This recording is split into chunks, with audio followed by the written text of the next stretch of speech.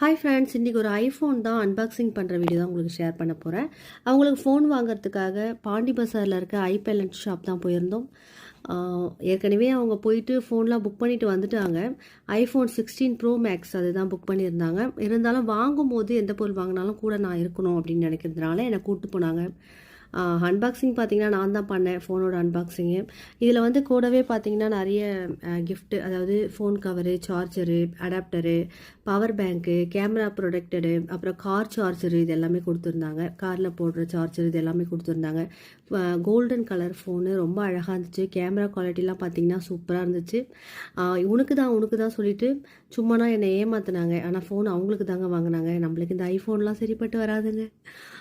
So phone வாங்கிட்டு அங்கே speaker நிறைய நாங்கள் சுற்றி பார்த்தோம். நம்ம பேசுகிறது திருப்பி பேசக்கூடிய ஸ்பீக்கரு எல்லாமே இருந்துச்சு.